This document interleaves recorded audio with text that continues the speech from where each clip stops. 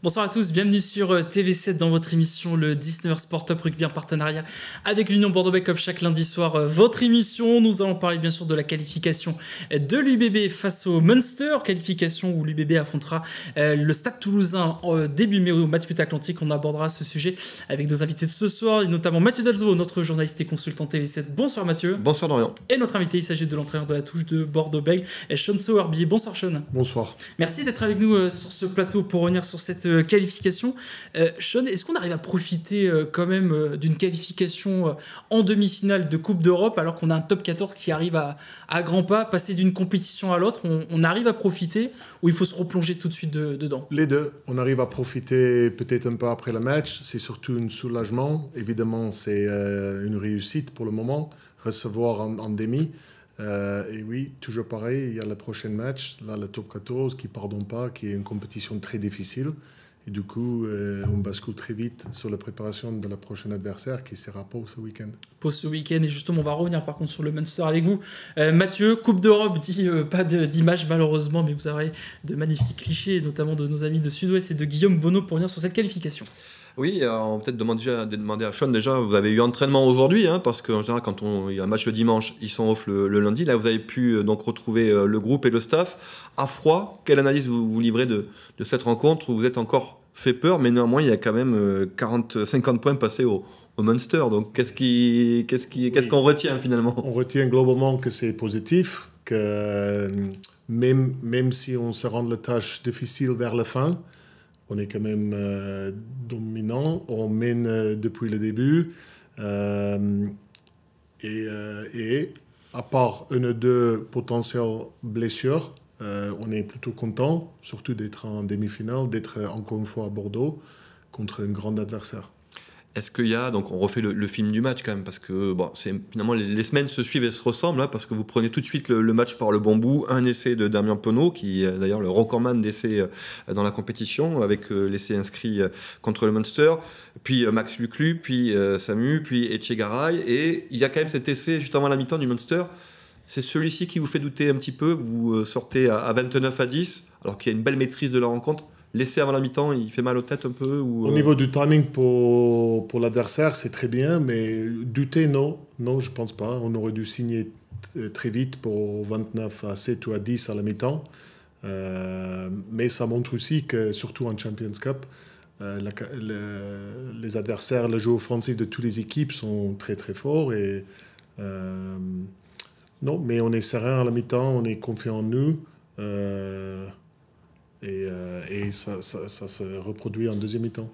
Et après, effectivement, on le savait, que cette équipe irlandaise, on avait eu un petit aperçu déjà avec l'Ulster, on savait bien que le Munster, même s'il avait été balayé en première période, j'imagine que ça a été le discours à la mi-temps, de dire attention, on sait qu'ils vont s'accrocher et qu'ils vont revenir, et malgré tout, vous avez laissé quelques occasions pour mettre le doute. Donc comment expliquer les trous d'air, les fameux trous d'air aussi, qu'on retrouve finalement en top 14 comme en Coupe d'Europe? C'est difficile parce que c'est pas toujours pareil tous les week-ends. Moi, je pense aussi que la façon que ça soit arbitré en Champions Cup, qui est très progressif, très offensif, permet un jeu d'avantage. Et quand il y a des équipes comme les équipes irlandaises qui savent très bien tenir le ballon et produire les temps de jeu importants, 1, 2, 3 minutes à la fois, il y a un moment où l'adversaire va être sous pression, comme on a été. Et encore une fois, on a trouvé les solutions et on a resté solide au bout pour finalement gagner ce match. Un petit mot sur la touche, évidemment, parce que là, il y a le paradoxe entre une touche en top 14 qui n'est pas parmi les meilleures, et par contre, en Coupe d'Europe, tout va bien. Quelle prestation, quel regard vous jetez sur la touche, qui est votre secteur de jeu, évidemment, d'être l'entraîneur de la touche, face au Munster, qui est quand même aussi un bon candidat à la touche. Comment s'est passé ce secteur de jeu contre les Irlandais? C'est bien passé les 2 derniers week-ends, sur le plan offensif comme sur le plan défensif.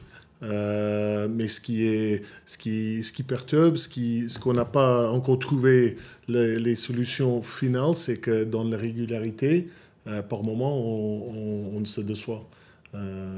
Même si on est en progression, et la preuve, c'est quelques prestations.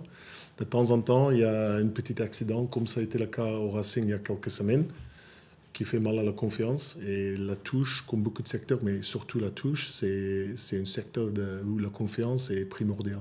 Ça vous blesse, justement, vous, le groupe, les critiques qu'on peut entendre sur la touche? On lit ici ou là, on ne peut pas être champion sans avoir une bonne touche. Sur ce que vous devez entendre aussi, ça, on me dit que ça vous blesse parce qu'on sait que c'est un travail très difficile. Oui, assez expérimenté pour comprendre que si ça ne se passe pas très bien, on est un peu visé. Ça, c'est normal.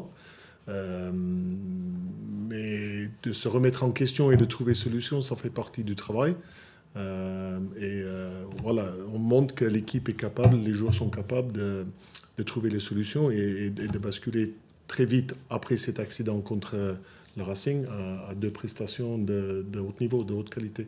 Et c'est une qualification donc en demi-finale de Champions Cup. La rencontre aura lieu le 4 mai prochain face au Stade Toulousain. On va regarder justement le parcours de ce tournoi, de ce Champions Cup.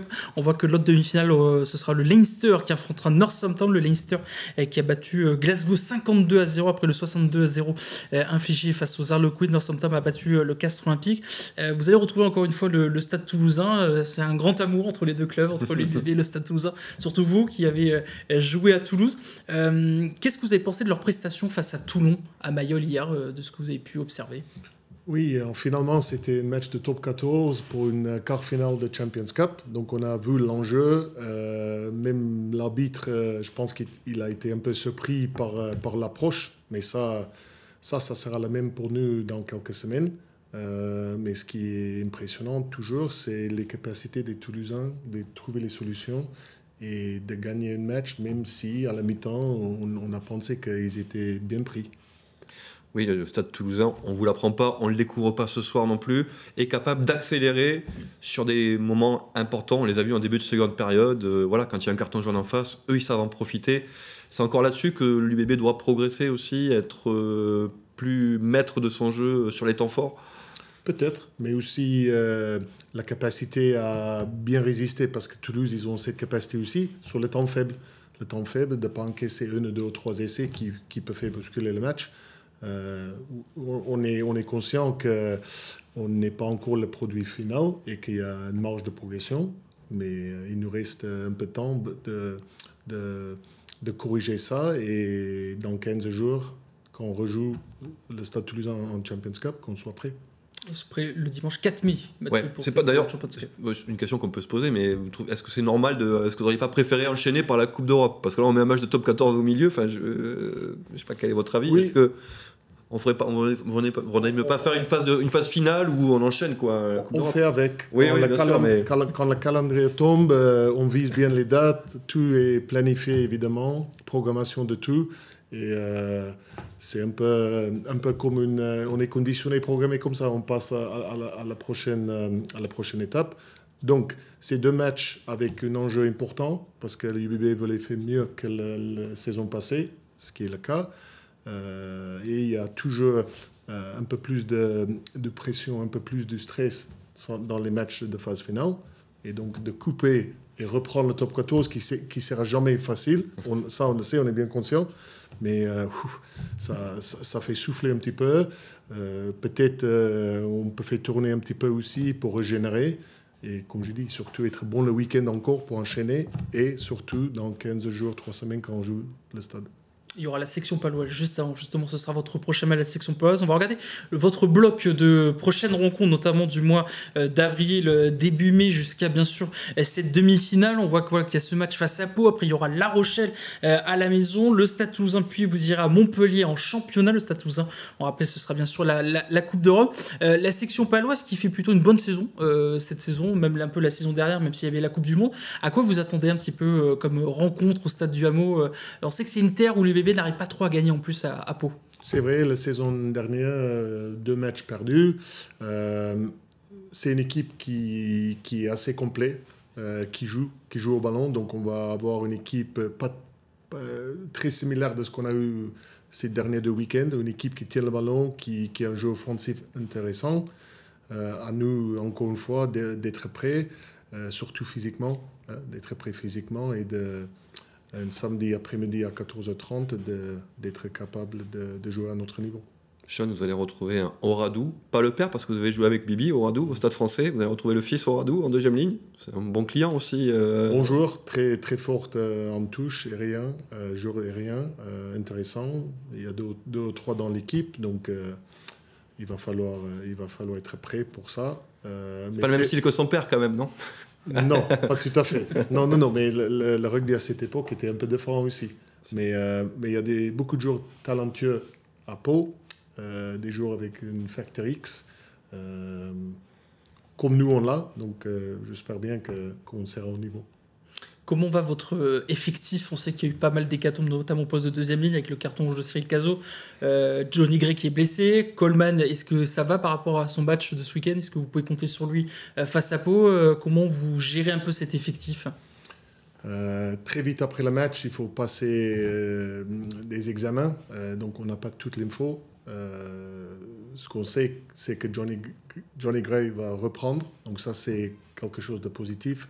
Cyril Cazot va être suspendu, ça on sait aussi. Et pour le moment, on n'est pas très sûr sur la nouvelle d'Adam Coleman.